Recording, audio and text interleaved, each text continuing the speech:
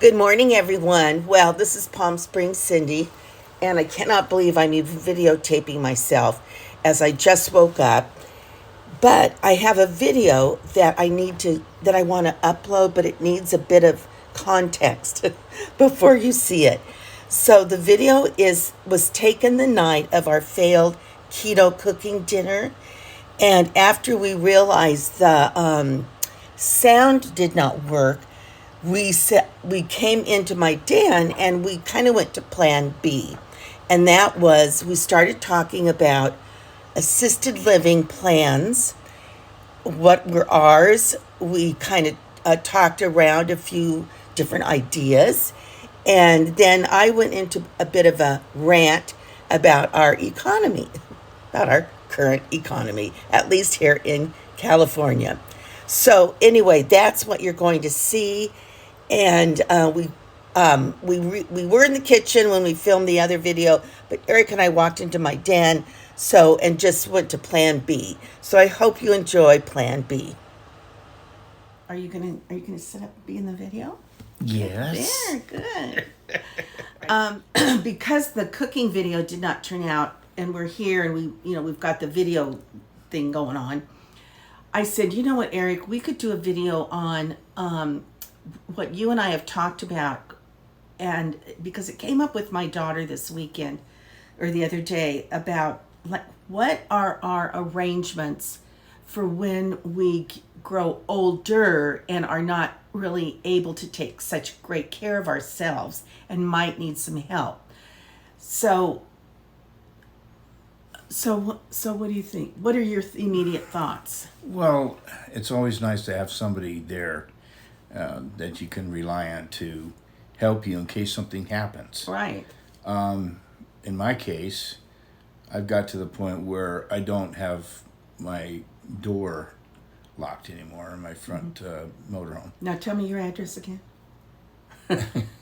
Anyway, I don't I have a security, 24-hour security, and I don't because in case I got a call 911 and something happens to me, they can get inside my motorhome and get me out of there. Right. Otherwise, what are they doing? They're going to have to hatch it through my front door and destroy my whole unit for that. So for the last probably 6 months, I haven't latched the front door. It's there because, in case they have to come in. Emergency crews. So okay, and that gets me to actually, this is going to be the title of this video. And Eric, I've talked to Eric about it. I said, I feel I don't have an emergency contact. When I was at the doctor, I had to fill out a lot of forms. And they always ask, who's your emergency contact? And my daughter is not always available. She doesn't live real close, 50 minutes away. But she, there's a little bit of a driving issue that I'm not going to go into. Anyway, I hesitate putting her down as my emergency contact. And then Eric and I have talked about being one another's emergency contact. I did my original emergency contact moved. So she moved away, and so ever since then, I'm like embarrassed because I say, I don't have an emergency. Well, don't you have some family? Don't you have some? And I'm like, at the moment, no. Then when my daughter was here the other day, she said, I really want to talk to you about something. And I was like, oh, yeah, okay, yeah. And so she said, you say I'm not your emergency contact, but I can be here within an hour. It's, I can get an Uber and I can be here. So, I want you to know you will be taken care of. You have an emergency person. And I know I have Eric too. Mm-hmm. And so, but sometimes Eric is out of town. Sometimes, you never know. But I do know that I have Eric as well. I lost my train of thought. Oh, but then she went on to say, what were my plans? What were my wishes as I got older? Like she said, Mom, you will always be taken care of. And even though Eric is my buddy, he's also single and lives alone. So these are things that are on our minds. And I do talk to my girlfriends about it, and they offer, oh, are you going to need help after your cataract surgery, or who needs a ride here or there or whatever. So yes, it's always nice to have friends that you can rely on, but sometimes they're not there either. So what else do you want to say? Well, we were talking about whether, if you wanted to go into assisted living, Right.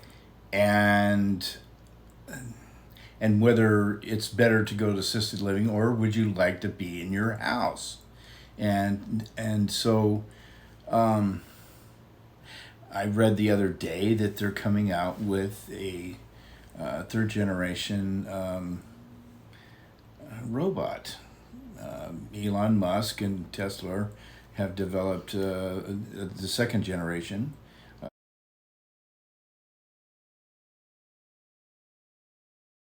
And it's doing putting the batteries together in one of their plants. And the third generation is supposed to be able to do housework, do your dishes, clean your house, make your bed, and basically do your basics inside your house. And they're talking about it being about $20,000 to purchase it. And of course, they're going to have software updates. It works on AI. There's no code to do this. It can be updated remotely, just like the car. So that was one thing I threw out there. Yeah. Why not have that? And it's be a lot cheaper than having somebody in there 24/7. Well, yeah, and he said that, and then I was like, what? I don't want a robot. Like, if our future is together, I said, I don't want a robot walking around my house. And like, what would they look like? I don't know. It's freaky to me. But then Eric says, well, it'll be a lot cheaper than having, live-in help, or, going to assisted living or whatever. So, who knows? Who knows what the future holds with AI kind of a thing. But well, it looks like it's about, I don't know, it's around 6 feet. It's in the human form. Of course, it doesn't have a face or anything. It's black and gray, and it walks around and does whatever you want it to do. Which, eventually, okay, everybody here, we're going to be able to, we're not going to be able to drive. And so you can go and get a Uber and everything else. But AI is going to take over our driving. So we're going to be able to get into a car and tell the car where we want to go. And the car's going to take us there and bring us back. Okay, well, so we won't have to deal with that. All right, well, that's all. It's all part of it. It's all part of the future, I'm sure, but it's still uncertain. So I think, like, my wish would be, and what my daughter and I talked about, like, yes, I would rather be with family. First of all, I would let me live on my own. I have my retirement till I die. I've got this house, but if it comes to the point where I really need some help, then she was saying, what kind of help do you want? And then she suggested, that we would move in, and that a guest house situation, and that I could be in the guest house. She could, keep her eye on me, and we could hire someone to come in and, take care of me, I guess. But that when it got really bad, like I'll say with my mom and dad, my dad started going crazy and started getting violent with my mom. He would chase her with the golf club, and she feared for her life. And so he had to go. And my mother, when my mother, just before she died, her desire was to stay in her home at all costs. Anyway, we had to honor, there's a fine line honoring their wishes and understanding that we have their well-being in mind. It's kind of a fine tightrope that we walk as their children. But now my parents are gone, and so now I'm the one, that my daughter's saying, what are you going to need? What are you going to want? And let's talk about it before it gets too late. So it's kind of scary. That's just part of the process. Part of the aging process. Mm-hmm. But I'm interested in, this is definitely, as baby boomers, these are our challenges that we are facing at this point in our lives. So Eric's going to have a house and have an AI person. You betcha. And he's going to have a car that drives itself. You betcha. And he'll probably still cook for himself. Yes. But you always, I don't know if anybody remembers the old the cartoon, The Jetsons, when they used to Sure. go up to the thing and just order their food and come popping right out. Yeah. You know, that won't happen. It's getting there, though. I got a thing that'll cook steaks, and I got an automatic device now that cooks, that I use a lot. But anyway, those are things, you wake up and you're at that point in your life. And well, I don't think her and I are getting there. No. Yeah, we are. Yeah, and now Sooner Eric, than later. he says that. He's all about, once in a while, probably every time we're together, you drop that little, you put up that flag, like, well, we're not getting any younger, and we're not going to be able to do that much if we don't do it now. That's right. And I don't know. I feel like I've still, although I did say to you today, Yes. now I keep getting these little aches and pains, and there's new ones all the time. They don't go away, but they come on, gently, and like they wait a while in between. The next one hits me. I've got arthritis in my thumb. It's bugging me, and just little things like that. Yes. That's it. And they don't get any better. They only get worse. And as long as we're on this video, another thing we're going to talk about, Eric doesn't know this yet, but I want to give my 2 cents to the fact that all prices are getting higher, and that it is enough already. Now, I just read where automobile insurance is going up 20%. Okay, I already pay a little over $2,000 a year for auto insurance, not to mention a car payment. And groceries are sky high. Our HOAs just went up a little bit. It's like every time I turn around, there's some kind of a price that hits me. And what do you think? Well, that, and they're going to hit us up with a carbon tax next year. This is California. California. Carbon tax, 50 cents a gallon on fuel. And we're already paying over $5 a gallon for gasoline. And then next year, they're going to raise it up 53 cents a gallon for carbon tax. It's just a way of getting more money, because now they're $60 billion in the debt.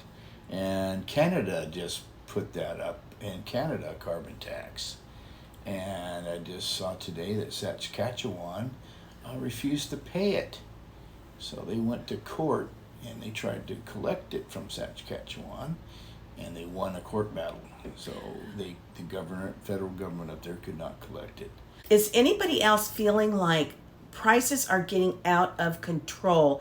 And what in the world recourse do we have? I mean, we have recourse at the voting booth, but that's like so far-fetched. I mean, it's far in the future. Like, when do you get to vote, and what candidate says I'm going to lower taxes? Nobody. No, they did.